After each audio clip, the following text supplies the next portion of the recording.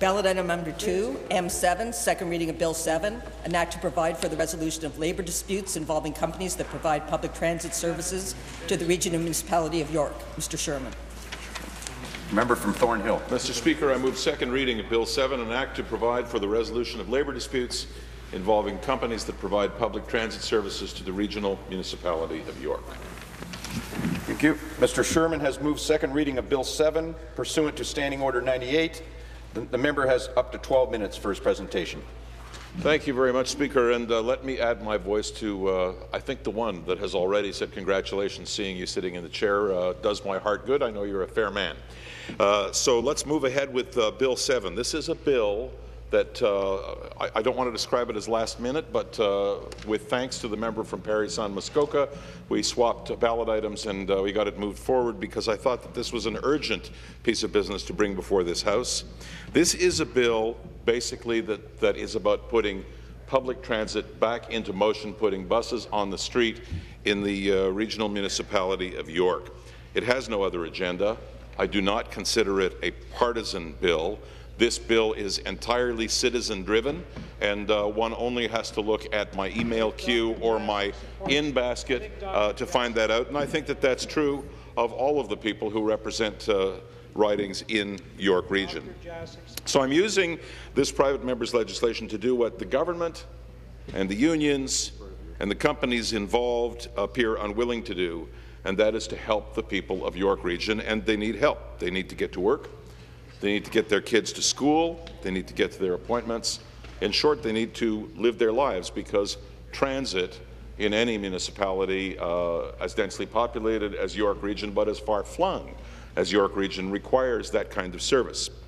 The goals of the bill, as stated in the bill, are to get transit working for York Region residents again, to designate York Region Transit as an essential service, and to prevent future disruptions in transit from causing personal and economic hardship, and also to secure a fair agreement for all parties involved in the dispute, including the transit users and the taxpayers of York Region.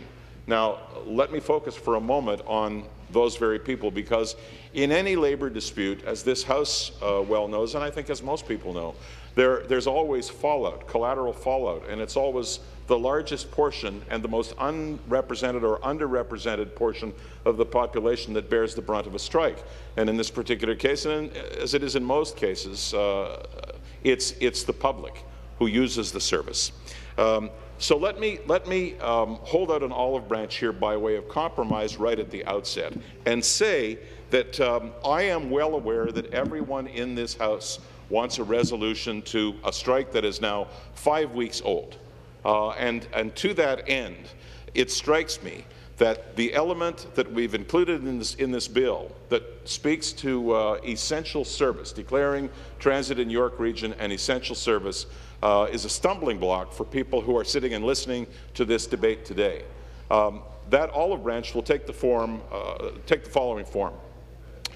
If this bill passes second reading today and goes to committee, I would be happy to accept an amendment that strikes the element of essential service from this bill. Why? Because, as I said at the beginning, this is about putting buses back on the street in York Region and not making some kind of political statement, be it as it may, the fact that I happen to support transit being declared an essential service.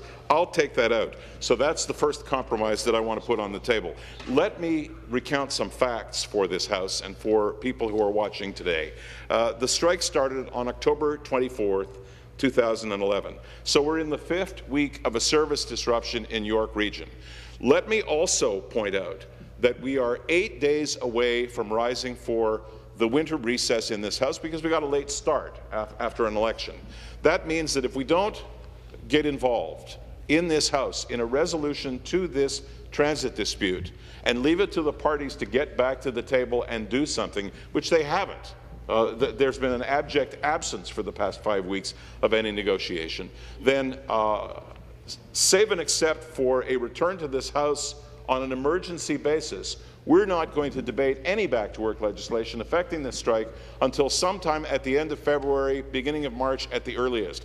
It is It's going to be a long, cold winter, as it always is in this area. We simply cannot allow this strike to go on any longer. And I might point out, Speaker, that I'm not the only person who's party to this strike on behalf of my constituents that thinks so. The union itself has said, you know, if there were an arbitration, we would go back and get to work right away. And so there have been no meaningful negotiations.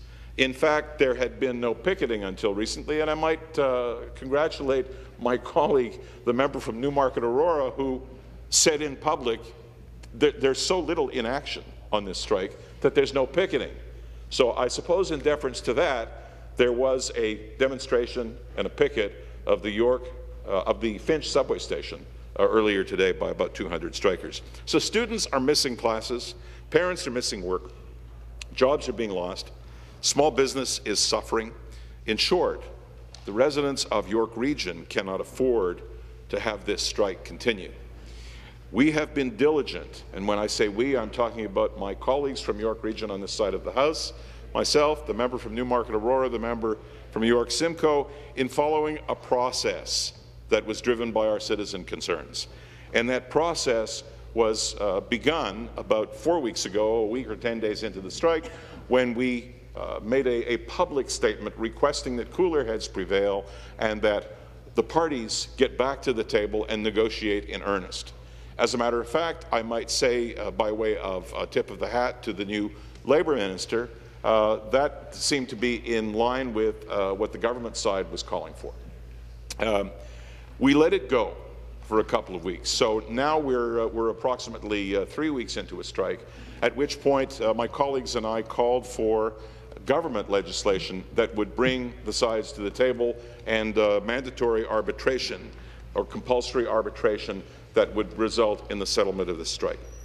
So we had previously called on all parties, we had previously called upon the government, and we are where we are. We're 5 weeks into a strike. There is nobody talking under any circumstances, and there are no buses moving in York Region except for in a couple of spots, and I'll explain why in a few moments. To date, the McGuinty government has not taken any action to end the strike. And I might say, Speaker, that the Liberal MPPs from York Region have been silent on this issue, and those are the MPPs from Richmond Hill, from Vaughan, where I might point out that there is a lesser disruption of service, in Oak Ridge's Markham, and in Markham Unionville. Why are these members, you know, you can come back and talk when your turn to speak comes around. Why are these members not speaking up for their constituents? They'll have their chance. Why are they not speaking up for their constituents? It's not just my job to speak for the residents of Thornhill and the residents of South York Region.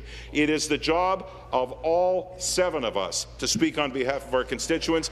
I'm not the only one that has an email queue and an inbox that says that they want action. The lack of action on the part of the McGuinty government is victimizing York Region residents, and they're being victimized unduly, they're being victimized unfairly, they're being victimized unequally. So we invite our colleagues to join with us, and I have placed on the table a compromise that we would be happy to bring to the table in the event that they want to support second reading of this bill.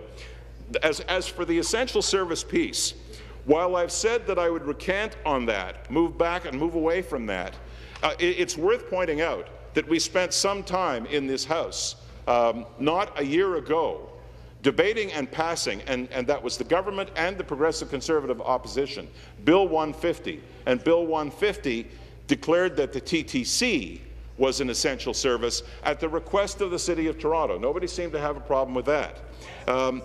So here we are in York Region on a strike that is 5 weeks old, and somehow or other, York Region and the City of Toronto are not equivalent. What makes the people of York Region exist on a lesser scale than the people here in Toronto? I will point out as well that if you go back 4 years, we had a one-day strike of the TTC. They walked out for 1 day, disrupted a Friday evening in Toronto, and within 48 hours, there was back-to-work legislation and an emergency session on the weekend of this Parliament to bring that to a close. So there is some kind of an inequity here between the City of Toronto and other parts, apparently.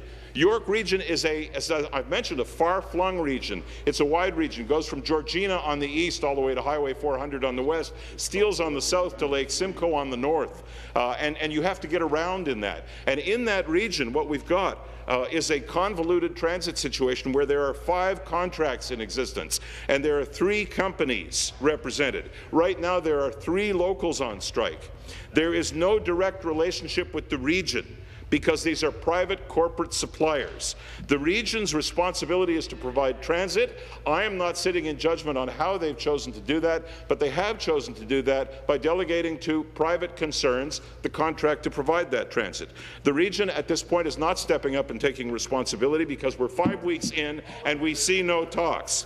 We must prevent this from happening again. At the very least, we must prevent it from going any further. I want to repeat that this House has 8 more sitting days. 8 more sitting days. And so, on that basis, it is incumbent upon us in this House to act now. Because if we don't, we are committing the people of York Region not to 5 weeks, but more than likely 5 months, and who knows what will happen to transit in that area. I've pointed out that Liberals are particularly interested in Toronto.